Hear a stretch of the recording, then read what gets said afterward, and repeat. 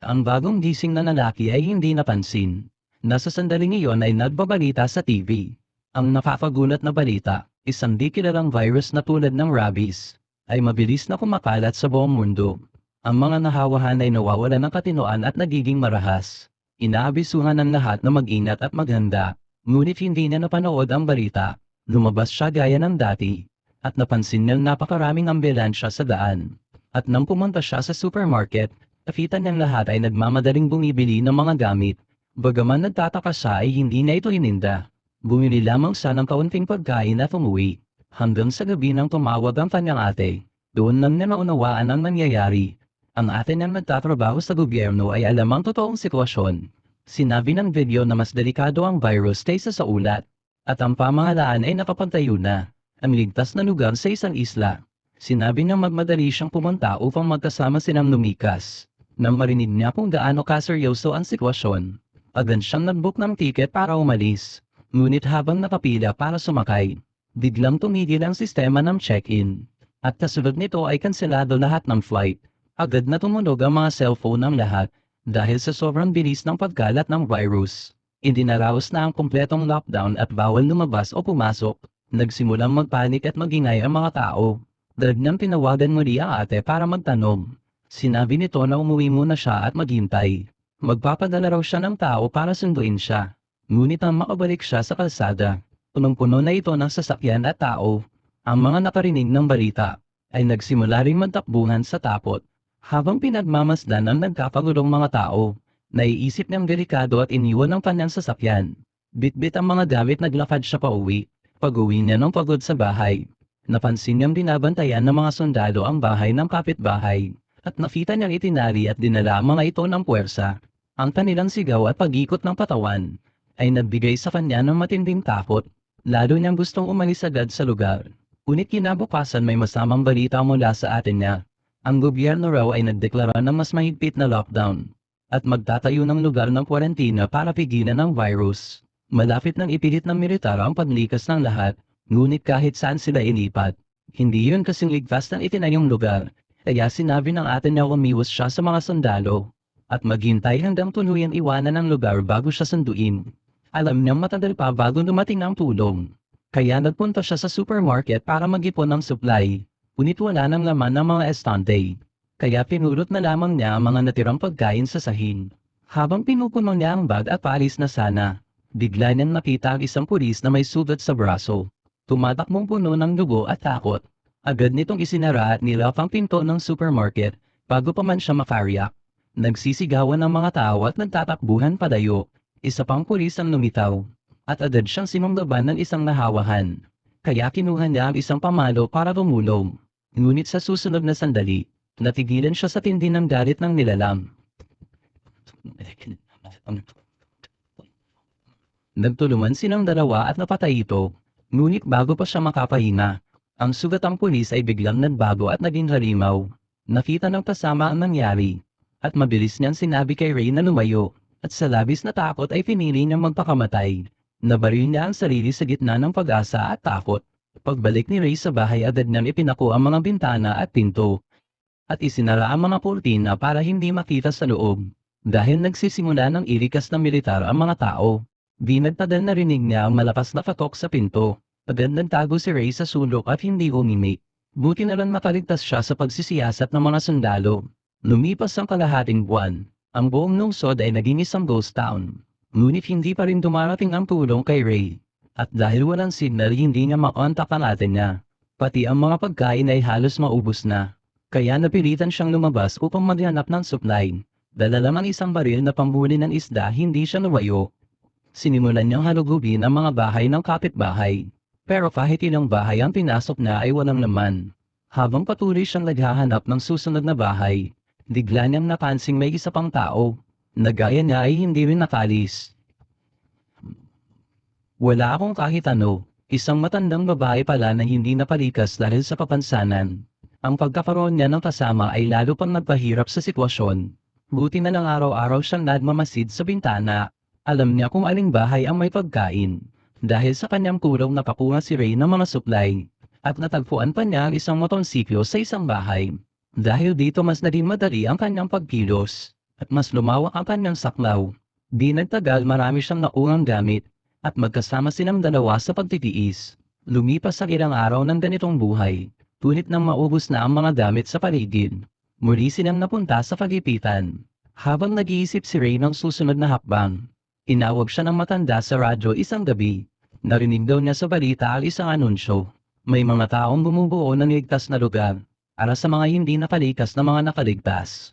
Natuwa si Ray na marinig ito, ngunit bigla na lang natahimik ang kabilang linya. Agad niyang sinabi sa radyo, na hindi niya iiwan ang matanda, at tutulungan niyang makalabas sila pareho. Ngunit kinaumagahan ng siya'y handa nang umalis, at tagpuan niyang nagpakamatay na ang matanda sa pag-inom ng gamot. Ayaw na ng matanda na maging pabigat kay Ray. Malungkot si Ray at nagdesisyong mag-isa na nang umalis. Papunta sa Locos yung binanggit sa radyo. Ngunit pagdating niya roon ay diba na ang buong lugar. Ang malakas na ugong ay nagdulot ng pagdating ng mga nilalang. Kaya tumakbo si Ray para mapaiwas sa panganib. Buti na lang mabilis ang kanyang motorsiklo at nakatakas siya. Ngunit bago pa siya mapahina, biglang lumitaw ang tambak ng mga katawan sa daan. Naikinagulat niya at bumagsak siya sa lupa. Agad niyang itinayo ang motorsiklo sa kabila ng sakit. Ngunit hindi na ito umaandar. Nakita niyang papalapit na ang mga nahawahan. Kaya iniwan niya ang motorsiklo at tumakbo ng buong lakas. Matapos ang mahabang pagtakbo, nakaligtas siya at naitulak ang mga ito palayo, hanggang sa makarating siya sa isang pantalan. Ngunit wala ni isang bangka na maaaring sakyan. Kaya tila naipit siya sa lugar na iyon. Mabuti na lang napansin niyang may speedboat na lumulutang sa tubig. Agad niyang sinakyan at naglayad palayo. Ngunit hindi nagtagal ay tumigil ito dahil naubusan ng gasolina. Hindi niya alam kung anong gagawin. Nang biglang may makitang barkong kargado sa di kalayuan, tumigaw siya ng tulong ng buong lakas. At sa kabutihang palad ay nailigtas siya ng mga sakay. Ngunit ang malamig na tingin ng mga tao ay nagdulot sa kanya ng kaba. Mabuti na lang may isa sa kanila na marunong sa kanyang wika. Habang naghahanap sila ng gamit para ayusin ang barko, sinabi ni Ray na siya ay taga rito at alam ang daan. At sinabi rin niya alam niya kung saan ang ligtas na lugar. Ngunit hindi nagpakita ng interes ang kapitan. Marami na raw siyang nakitang grupo ng mga nakaligtas, na sinasabing may ligtas na lugar. Ano ang trabaho mo? Abogado. May ibinulong si Nauma sa kapitan. At pagkatapos ay tumanikod ang kapitan. Pala'y sinabi niyan si Ray ay isang ininyero. Ay wala ng halaga ang batas sa panahon iyon. Sa panahong ito tanging ang may silbi lang ang karapat-dapat mabuhay. Tulad niya na isang piloto. Ngunit limitado lamang ang maitutulong ni Nauma. Ang natitira ay kailangang kayanin ni Ray mag-isa. Ating gabi nang marinig ni Ray ang sigaw ng tulong mula sa labas.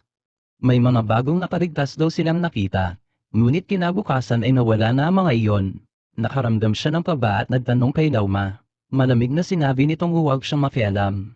Agad na naunawaan ni Ray na hindi ligtas ang lugar na iyon.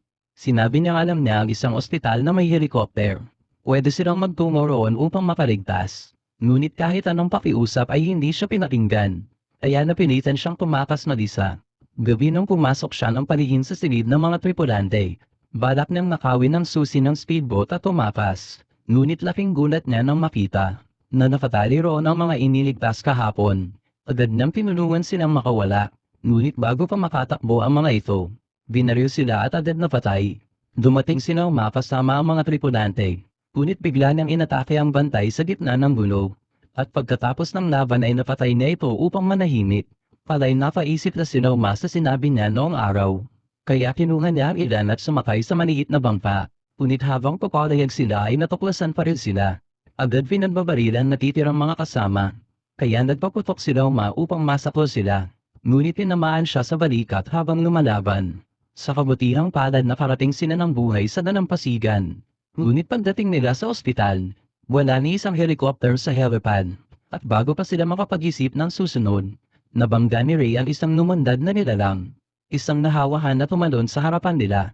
Ilang sandali pa'y natapon ng dugo. Ang windshield kaya halos hindi na siya makakita. Kaya pinreno niya ng madiin upang itapon ang nilalang palayo. Kumuha siya ng barir at agad binaril ang nilalang. Pagkatapos ay mabilis siyang tumalikod. At pinuksa ang mga lumapit na nahawahan. Naubos man ang lahat ng bala niya. Nakatulong iyon upang makapasok sila sa ospital. Dahil hindi na pwedeng ipagpaliban ang sugat ni Nauma. Agad maghanap si Ray ng mga gamit para sa operasyon. Ngunit narinig niya ang kaluskos sa ventilasyon. Lumapit siya at nakinig ng mabuti. May naririnig siyang mga boses sa loob. Tinawag niya ang mga ito dahil hindi niya makita ang daan. Ngunit bigla itong nakatawag ng pansin ng isang nilalang.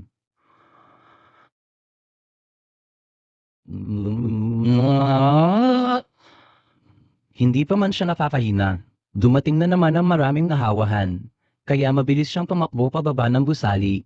At bumalik sa silid opera upang isara ang pinto. Ngunit nafinggunat niya nang mawala si Lauma. Maya-maya lang, bilisan mo rito.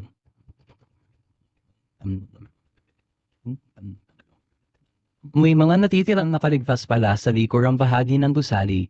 Sila ang tumulong kay Lauma sa operasyon. At doon nalaman ni Ray na may helicopter sa likod ng ospital. Ngunit kailangan nilang dumaan sa isang lugar na puno ng mga nilalang. Habang nag-aalangan si Ray kung susubukan ba nila, biglang may putok ng baril mula sa ibaba. Ang mga tripulanteng mula sa barko, dumating upang maghanap ng supply. Napilitan silang lumaban para sa buhay. Ngunit sa pagbukas nila ng daan, isang nilalang ang tumalon at sinunggaban ng nurse. Pagaman mabilis itong napatay ng grupo. Nakagat pa rin ang babae. Sinabihan niya silang huwag lumapit. At ay pandakong nailigtas sa mga bata. Nalungkot silang lahat sa kanyang sinabi. Ngunit tinilit nilang magpatuloy sa pagnanakbay. Di nagtagal narating nila ang lugar na puno ng mga nilalang. Sa isa silang dumaan ng dahan-dahan. Ngunit habang namunguna si Ray upang gabayan sila, nang tumawid ang muling bata ay biglang nagkaroon ng aksidente. Ang kanyang sigaw ay agad na patawag ng pansin ng mga nilalang. Sa pagmamadali ay niyapap ni Ray ang bata, at nagtago sila sa loob ng isang aparador. Ngunit alam niyang hindi sila makakatagal doon. Habang pinipigilan niyang mapahinga, ilang putok ng baril ang sumunod at unti-unting tumahimik ang paligid. Ang mga bandido pala ang di sinasadyang nagligtas sa kanila. Buti na lang hindi nila napansin ang mga nagtatago. Nailigtas silang lahat mula sa panganib na iyon. Ngunit ang susunod na bahagi ay mas mahirap. Dahil sa maikling distansya ay napakaraming nilalang. Nang makita ni Ray ang mga rehas ay bigla siyang napaisip ng plano. Pinagdugtong nila ang mga bakal at bumuo ng bilog na harang. Sa ganitong paraan makakalaban sila habang protektado. Ngunit hindi naging kasing ganda ng inaasahan ng plano. Lahat ng mga nilalang ay biglang sumugod. Mas lalo nitong pinahirap ang kanilang pag-usad. Kailangan pa nilang tigilan ang mga nilalang na tumatalon papasok. Habang patuloy silang lumalaban at sumusulong. Nakarating din sila sa malaking bakal na pinto. Pinuksan nila ang kandado at itinulak ang harang upang isara ang daan. Nang mapapasok na silang lahat, mabilis nilang isinara muli ang pinto. Ngunit may inam nilalang pa ring nakalusot, kaya napilitan si Ray na lumaban upang gumini ng oras. Sa sandaling iyon dumating ang mga bandido, at dinamit ang mga baril upang gumawa ng daanan. Pinaputukan nila ang paligid, at pilit na pumasok sa loob. Sumigaw sila ng malakas, pinatitigil ang lahat sa paglipad. Halos mawala ang kanilang pag-asang makaligtas. Ngunit sinamantala ni Ray ang pagkakataon. At pinutol ang tanikala ng pinto. Biglang sumugod ng napakaraming nilalang at sinalanta sila. Si Ray na nasa gitna ay muntik ng lamunin ng kaguluhan. Habang dumarami pa ang mga papalapit na nilalang, agad pinaandar ni Lauma ang helicopter. At nang makalipad ay itinapon niya ang lubad ng hagdan. Kasunggaban ni Ray ang muling pagkakataon at umakyat. Pagtatapos ng matinding pagtakas lumipad sila patungo sa ligtas na lugar. Pagkalayo nila unti-unting bumalik ang signal ng telepono. Agad niyang sinagot ang tawag ng kanyang ate. Ibinahagi niya ang tuwa ng sariling pagtakas. At ang pagpunta nila sa ligtas na lugar. Ngunit sa sumunod na sandali, hindi huwag kang pumunta rito. Lumiko ka agad bumalik ka. Huwag kang pupunta rito. Pakiusap huwag kang pumunta. Habang pinagmamasdan ang mga eroplanong pandigma sa langit, napagtanto nilang lahat sa takot na ang lugar na tinutungo nila ay maaaring hindi kasing ligtas na kanilang inaakala.